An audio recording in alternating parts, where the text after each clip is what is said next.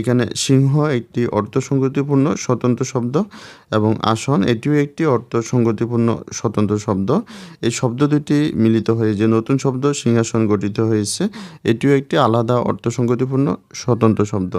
যেহেতু আসসালামু আলাইকুম, স্টুডেন্টস কেয়ার ইউটিউব চ্যানেল থেকে তোমাদের সবাইকে স্বাগতম। আর যারা ফেসবুক পেজ থেকে দেখতেছো তাদের জন্য রইল অসংখ্য শুভেচ্ছা এবং অভিনন্দন।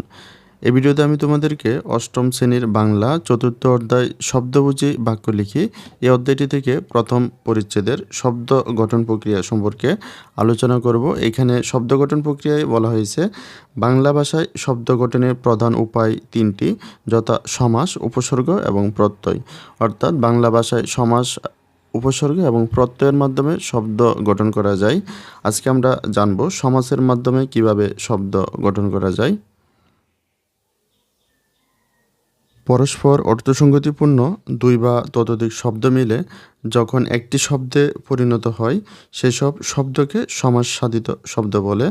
অর্থাৎ অর্থসঙ্গতিপূর্ণ কোনো শব্দের সঙ্গে যদি অপর একটি অর্থসঙ্গতিপূর্ণ শব্দ মিলিত হয়ে নতুন একটি অর্থসঙ্গতিপূর্ণ শব্দ গঠন করে, তাহলে সে গঠিত শব্দটিকে আমরা বলবো সমাসসাধিত শব্দ।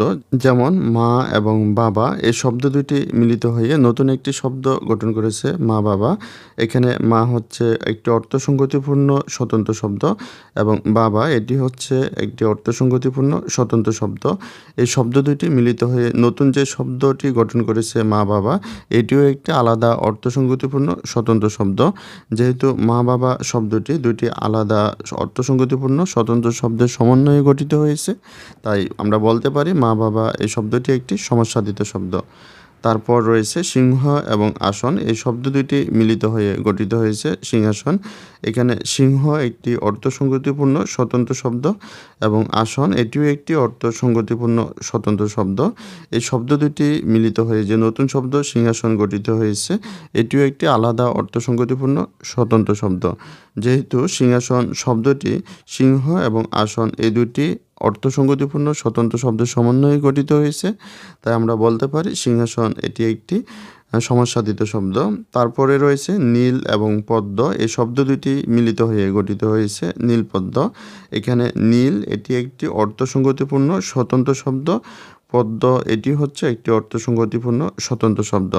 এই শব্দ দুটি মিলিত হয়ে যে নতুন শব্দটি গঠিত হয়েছে নীলপদ্ম, এটিও কিন্তু আলাদা একটি অর্থসঙ্গতিপূর্ণ স্বতন্ত্র শব্দ। যেহেতু নীলপদ্ম শব্দটি দুইটি আলাদা স্বতন্ত্র অর্থসঙ্গতিপূর্ণ শব্দের সমন্বয়ে গঠিত হয়েছে, তাই আমরা বলতে পারি নীলপদ্ম এটি একটি সমাসসাধিত শব্দ। তাহলে আমরা এখানে দেখে নিলাম সমাসের মাধ্যমে নতুন নতুন শব্দ গঠন করা যাচ্ছে। অর্থাৎ আমরা বলতে পারি সমাস হচ্ছে শব্দ গঠনের একটি প্রক্রিয়া। আমরা দেখে নিলাম কিভাবে সমাসের মাধ্যমে নতুন নতুন শব্দ গঠন করা যায়। এখন আমরা জানব সমাসের মাধ্যমে আমরা যে শব্দগুলো গঠন করেছি এই শব্দগুলোর নতুন কোনো ব্যাখ্যা রয়েছে কিনা। যেমন আমরা সমাসের মাধ্যমে গঠন করেছি মা বাবা, সিংহাসন, নীলপদ্ম। আমরা এখানে লিখব সমাসের মাধ্যমে গঠিত শব্দ, আর এখানে আমরা এই শব্দগুলোর কোনো স্বতন্ত্র ব্যাখ্যা রয়েছে কিনা তা দেখব। যেমন আমরা এখানে পেয়েছি মা বাবা, সিংহাসন, নীলপদ্ম, এই শব্দ তিনটি হচ্ছে সমাসের মাধ্যমে গঠিত শব্দ। তা আমরা যদি বলি মা বাবা বলতে কি বোঝায়, মা বাবা বলতে বোঝায় মা ও বাবা। এখানে মা এবং বাবা দুইজনকে বোঝাচ্ছে, সেজন্য আমরা মাঝখানে ও ব্যবহার করে এটিকে ব্যাখ্যা রূপে লিখেছি মা ও বাবা। তারপরে রয়েছে সিংহাসন, সিংহাসন বলতে আসলে বোঝাচ্ছে সিংহ চিহ্নিত আসন। এখানে সিংহাসন দ্বারা শুধু সিংহ বা শুধু আসনকে না বুঝিয়ে এটি শুধুমাত্র একটা সিংহাসনকে বোঝাচ্ছে যেটার মধ্যে সিংহের চিহ্ন রয়েছে, তাই এখানে আমরা ও ব্যবহার করিনি। তারপরে রয়েছে নীলপদ্ম, এখানে নীলপদ্ম দ্বারা বোঝাচ্ছে নীল যে পদ্ম। এখানে নীল এবং পদ্ম দুইটি আলাদা বস্তুকে না বুঝিয়ে এখানে শুধুমাত্র একটি বস্তুকে বোঝাচ্ছে পদ্মকে, যে পদ্মের রঙটা হচ্ছে নীল। তারপরে আমরা দেখব সমস্ত পদ কি। তাহলে সমাসের মাধ্যমে গঠিত শব্দকে বলা হয় সমস্ত পদ। তাহলে আমরা এখানে সমাসের মাধ্যমে যে শব্দগুলো গঠন করেছি এই শব্দগুলোকে বলা হয় সমস্ত পদ। তারপরে রয়েছে ব্যাসবাক্য, সমস্ত পদকে ব্যাখ্যা করা হয় যে শব্দগুচ্ছ দিয়ে তাকে বলা হয় ব্যাসবাক্য। তাহলে আমরা এখানে এই সমস্ত পদগুলোকে যে শব্দগুচ্ছ দ্বারা ব্যাখ্যা করেছি, এই শব্দগুচ্ছগুলোকে বলা হয় ব্যাসবাক্য। যেমন মা বাবা এই শব্দটির ব্যাসবাক্য হচ্ছে মা ও বাবা। তারপরে সিংহাসন এই সমস্ত পদটির ব্যাসবাক্য হচ্ছে সিংহ চিহ্নিত আসন। নীল পদ্ম এই শব্দটির ব্যাসবাক্য হচ্ছে নীল যে পদ্ম। তারপরে আমরা দেখব পূর্বপদ এবং পরপদ। সমস্ত পদের প্রথম অংশকে বলা হয় পূর্বপদ এবং সমস্ত পদের দ্বিতীয় অংশকে বলা হয় পরপদ। তাহলে মা বাবা এই সমস্ত পদটির প্রথম অংশটি হচ্ছে মা এবং দ্বিতীয় অংশটি হচ্ছে বাবা। তাহলে মা হচ্ছে পূর্বপদ এবং বাবা হচ্ছে পরপদ। এবং সিংহাসন এই শব্দটির প্রথম অংশ হচ্ছে সিংহ এবং দ্বিতীয় অংশ হচ্ছে আসন। তাহলে সিংহ হচ্ছে পূর্বপদ এবং আসন হচ্ছে পরপদ। নীল পদ্ম এই সমস্ত পদটির প্রথম অংশ হচ্ছে নীল এবং দ্বিতীয় অংশ হচ্ছে পদ্ম। তাহলে নীল হচ্ছে পূর্বপদ এবং পদ্ম হচ্ছে পরপদ। তাহলে আমরা দেখে নিলাম কিভাবে সমাসের মাধ্যমে নতুন নতুন শব্দ গঠন করা যায় এবং সমাসের মাধ্যমে গঠিত শব্দের বিভিন্ন অংশ যেমন সমস্ত পদ, ব্যাসবাক্য, পূর্বপদ এবং পরপদ সম্পর্কে জেনে নিলাম।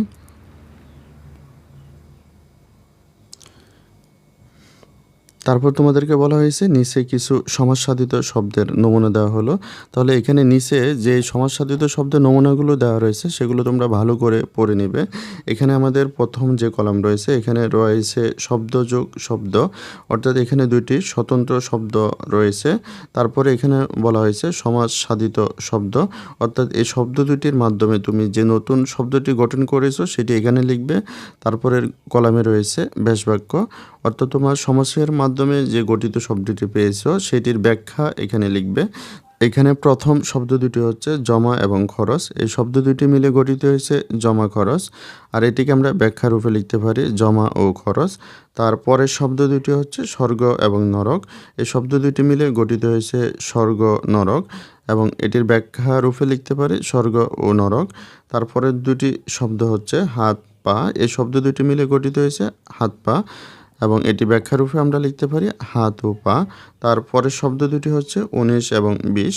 এই শব্দ দুটি মিলে গঠিত হয়েছে 19-20, আর এটিকে আমরা ব্যাখ্যা রূপে লিখতে পারি 19 ও 20। তারপরের শব্দ দুটি হচ্ছে চোখে মুখে, আর এটি সমাজসাধিত শব্দটি হচ্ছে চোখে মুখে, আর এটি ব্যাখ্যা রূপে আমরা লিখতে পারি চোখে ও মুখে। তারপরে রয়েছে খাস জমি, আর একটিকে আমরা সমাজসাধিত শব্দরূপে লিখতে পারি খাস জমি, আর এটি ব্যাখ্যা হচ্ছে খাস যে জমি। তারপরের শব্দ দুটি হচ্ছে আলো এবং সিদ্ধ। এই শব্দ দুটি মিলে যে শব্দটি গঠিত হয়েছে সেটি হচ্ছে আলো সিদ্ধ, আর এটির ব্যাখ্যা আমরা লিখতে পারি সিদ্ধ যে আলো। এখানে একটি বিষয় লক্ষণীয়, আমরা এখানে সিদ্ধ এবং আলোর মাঝখানে কিন্তু ও অথবা এবং ব্যবহার না করে যে ব্যবহার করেছি, কারণ এখানে সিদ্ধ এবং আলো দ্বারা দুইটি আলাদা বস্তুকে বোঝায়নি। এখানে সিদ্ধ আলো দ্বারা শুধুমাত্র আলোকে বুঝিয়েছে, সিদ্ধ হচ্ছে তার দোষ বা গুণ, এবং খাস জমি শব্দটি দ্বারা শুধুমাত্র জমিকে বুঝিয়েছে, খাস হচ্ছে তার দোষ বা গুণ। তাই এখানে আমরা মাঝখানে ও অথবা এবং ব্যবহার করব না। কিন্তু আমরা আগের যে উদাহরণগুলো দেখেছি এখানে প্রত্যেকটা শব্দগুচ্ছের প্রথম অংশটি দ্বারা আলাদা একটি বস্তু বা ব্যক্তিকে বোঝায় এবং দ্বিতীয় অংশটি দ্বারা আলাদা একটি ব্যক্তি বা বস্তুকে বোঝায়। তাই এখানে মাঝখানে ও অথবা এবং ব্যবহার করতে হবে। তারপরে শব্দ দুটি হচ্ছে বিজয় এবং পতাকা। এই শব্দ দুটি দ্বারা গঠিত শব্দ হচ্ছে বিজয় পতাকা, আর ব্যাখ্যারূপে আমরা লিখতে পারি বিজয় নির্দেশক পতাকা। তারপরে শব্দটি হচ্ছে কাজল এবং কালো।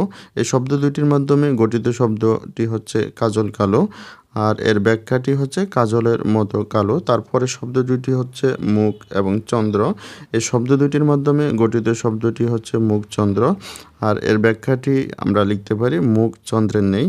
তারপরে শব্দ দুটি হচ্ছে বিষাদ এবং সিন্ধু। এই শব্দ দুটির মাধ্যমে গঠিত শব্দটি হচ্ছে বিষাদ সিন্ধু, আর এটির ব্যাস বাক্য রূপে আমরা লিখতে পারি বিষাদ রূপ সিন্ধু। এখানে একটি বিষয় লক্ষণীয়, বিষাদ হচ্ছে দুঃখ কষ্ট বেদনা, এটি একটি অদৃশ্য বস্তু, আর সিন্ধু হচ্ছে সাগর যেটি দৃশ্যমান বস্তু। তাহলে একটি অদৃশ্যমান বস্তুর সাথে একটি দৃশ্যমান বস্তুর তুলনা করা হলে মাঝখানে তোমরা রূপ লিখবে। তারপরে শব্দ দুটি হচ্ছে ছেলে এবং বুলানো।